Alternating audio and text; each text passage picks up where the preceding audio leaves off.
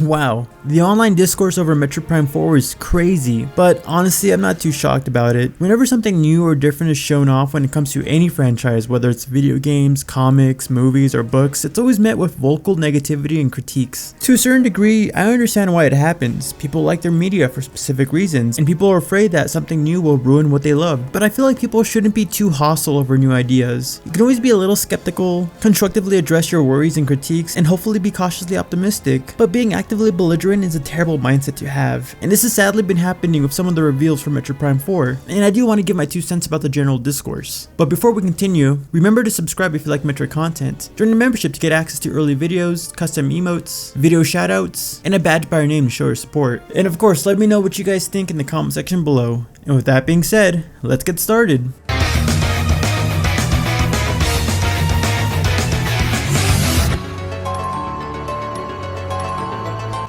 So all this online discourse and argument started when Nintendo revealed the vehicle gameplay for Metroid Prime 4 in the last Nintendo Direct. I personally like the addition of the Viola. Samus riding around on the cycle looks awesome, the gameplay looks fast paced and fun. It's obviously not replacing the main Metroid Prime gameplay, so it's a nice way to spice up the gameplay loop. And I'm really excited to see what kind of surprises we'll get to experience with both the story and gameplay around this new Metroid motorbike. I think it's cool, but I understand. Some people just don't like the motorcycle for various personal and valid reasons. Some people just don't like vehicle gameplay or the racing genre as a whole, which I understand if you don't like the genre. Other people are worried that the gameplay would conflict with the main style of the Prime games, which I think is a valid thing to worry about. And there are some people who feel like there are better ideas that Retro Studios could have gone for instead of the motorcycle, like using the gunship or speed booster for traversing the map. I get the gunship aspect of it because I've always wanted to ride the gunship around, hoping to get some sort of Star Fox-like gameplay loop, but for the speed booster aspect of it, I think it's kind of a silly idea. The cool part of the speed boost is being able to keep your momentum running through these tight corridors, but speed boosting through an open field just doesn't seem that fun, honestly. Anyways, it's completely fair to have a healthy level of critiques and concerns over the motorcycle gameplay. I gotta be honest, even though I'm very excited and optimistic for the new gameplay, I do have some slight worries. I don't want this to be like the Arkham games, you know, the 4th installment of a series adding vehicle gameplay that ruined the overall experience of the game as a whole. And if Silex becomes a glorified grunt in a tank for a vehicle boss, like how Arkham Knight did it for Deathstroke, I will literally crash out. That is such a dumb thing to do, reducing such an amazing boss with a lot of hype behind it into a basic tank boss fight. Oh, I'm so mad about that for Arkham Knight. But I have faith in Retro Studios. I have faith that these developers know and understand what made the previous Prime games so great. And from what we see in most of these trailers, I'm honestly really reassured of that. The rest of the trailers look fantastic, phenomenal. It feels like a genuine continuation of the Prime games with all the aspects that we love about it. So it really grinds my gears to see people deliberately use a screenshot out of context of the desert environment and acting like this represents the entirety of the game. It's one frame and people are doom posting about how this is going to be some kind of generic open world Ubisoft clone, or a lame attempt to recreate Breath of the Wild aesthetic, or that this somehow looks worse than a PS2 title. I feel that the Viola is a good opportunity to diversify the gameplay. The high-speed traversal will break up the game's pace, introduce variety, and expand Samus's toolset without changing the core of the game. But reducing it down to, oh look, it's Samus riding a Fortnite bike through a boring desert, does nothing but strip the moment of its context and creativity. You can literally do this exact same tactic to any game to make it look terrible. Why do people think Red Dead Redemption is so good? It's just a desert. Jak 3 looks so empty and boring. Why would anyone want to play through Wind Waker? It's just an empty ocean. God of War Ragnarok looks so bland. Just look at the snow. It's so basic and boring. This screenshot debacle is just pure rage bait, and it's annoying. It ignores the level design, the gameplay, the cinematic setup, and the fact that Retro Studio has potentially spent years refining the new mechanics to feel authentically Prime. But just because a single frame looks deserty, suddenly the discourse shifts to complaining about the game losing its identity, and that's wild. But again, like I said before, whenever something new is shown off, it's met with wild discourse and anger because people don't like new things for some reason. It's a very similar reaction to what we saw when people panicked over the reveal of Metroid Prime 1 of all things. People feared that turning Metroid from a 2D side-scroller to a 3D first-person shooter would ruin the franchise and turn it into a generic shooter, and that it would lose its unique identity. Again, it's people overreacting because it's something new, but once the full game dropped, it quickly became a beloved fan favorite game. These knee-jerk reactions are not indicative of the potential quality of the game, and I'm confident that once the game actually drops, that people will be more accepting of the new gameplay. And again, I trust Retro Studios. I don't believe that they would develop a vehicle gameplay mechanic if it doesn't reach or meet the quality needed for a Prime game.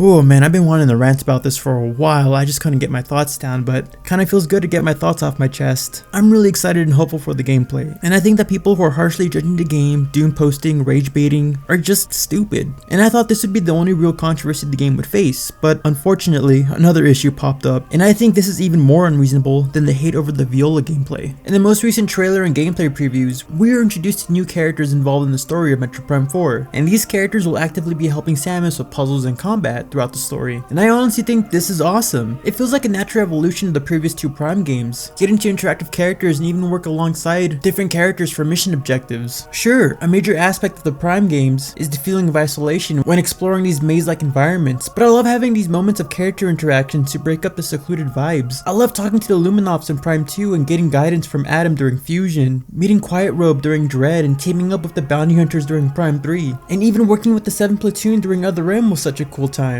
People make the argument that having Samus talk to someone will ruin the tone and destroy the game's identity, but having other characters involved with the narrative will do the opposite. They establish world building, add tension, and create stakes. Yeah, the first Prime game was an amazing experience with no character interactions, but the other Prime games really benefited from having meaningful character interactions. In Prime 2, the Luminoth weren't just lore dumps, they added emotional weight to the narrative. Umos and his people's quiet desperation, their dwindling numbers, and their reliance on Samus created a rising sense of tension and clear stakes. Prime Hunters gave us the Prime Hunters, 5 rival bounty hunters who were actively going against Samus to find the ultimate power. Their involvement really raised up the stakes, as now you're competing with other people to get the ultimate power that can either save or doom the universe based on who had it. Prime 3 expanded the universe even more through Samus' interactions with the other bounty hunters and Galactic Federation soldiers. It was pretty cool being able to talk to the Galactic Federation soldiers on GFS Olympus, seeing them fight off the space pirates on Norion, helping them infiltrate the space pirate planet Eutragus, and witnessing our fellow bounty hunters get corrupted really grounded Samus into a galaxy that felt lived in, full of allies, enemies, and consequences. These interactions enriched the world building, raised the urgency of the conflict, and gave players a deeper sense of what is at stake beyond the main objective. And I know Prime 4's new characters will help with enhancing the world building and stakes of the story even more. Right off the bat, there's that one character who hopes to see his family at the end of the adventure. You just know that he's not gonna make it, but having him involved in the story will definitely make the experience more personal, make the stakes more real, honestly. And I know people are pointing at Other M as an example of why they don't like the idea of Samus interacting with NPCs, but that's because the character writing in that game specifically felt really flat. It's really hard to feel emotionally invested with characters from Other M when most of them don't really have much of a personality. I argue that Anthony Higgs is like the only memorable side character in that game because he has an actual personality, and I actually felt a sense of dread when he was assumed dead during the story. So even within Other M, there is still an example of what makes an NPC character memorable and important when it comes to the narrative of a story. So when it comes to the story, there shouldn't be an issue of Samus interacting with side characters, but for some reason a handful of fans have just taken a single look of one character, Miles McKenzie, and decided that all NPC characters in the game are a mistake, and they're using the personality of one character to criticize the entire direction of the game. And honestly, it's just not fair. Now if you think the character is annoying, I understand. He's kind of a quirky character, definitely not equipped to be surviving in this kind of environment by himself, but personally, I don't mind the character. He doesn't bother me. It doesn't seem like an issue. He's just one character. We see him at the beginning of the game. He more than likely will be seen throughout the game, but I don't see the problem with that. We see a variety of different personalities from the other characters too, so it's not like we're just stuck with one annoying person for the entirety of the game. Similar to my issue with the whole screenshot debacle with the motorcycle, judging the entirety of the game's story over one character is just nonsense. That's like claiming Aliens is a terrible movie because we have Hudson, a dopey character that freaks out too much, is involved in the story. Cause let's be honest, dismissing an entire cast because of one NPC for having an annoying voice or an eccentric personality is just cherry picking negativity. Miles McKenzie is just one character. He's supposed to be energetic. He's supposed to be a little wimpy. He's supposed to be a little weird. Since he seems to be one of the first characters we get to interact when it comes to the main story, it seems like his character is supposed to be a deliberate contrast to Samus's more silent, strong, stoic demeanor. The contrast makes Samus seem cooler in comparison, and if you're new to the series, someone who doesn't know who Samus is supposed to be like, you can easily judge what kind of character Samus is by comparing her to a character who has a much more obvious personality trait, and I think that's kinda cool. If Retro can give us these dynamic characters that add weight to the narrative, deepen the universe, and give Samus more opportunities to shine as a character, then this is the kind of evolution Metroid needs with its story. Not every character is going to be everyone's favorite. What matters is that they serve a purpose in the story, and who knows, Miles may start off as an unknowing character, but maybe there's a chance the character can actually grow from this story, become a better character, and even become probably a fan favorite. We can't just judge the character from the introduction alone. There could be more to the story that we just don't know about. So it's really annoying to see people just write off a character from just a couple interactions we see at the beginning of the game. There's still potentially more to these characters we just don't know about. But of course, the only way we'll know about it is if we actually get a chance to play the game.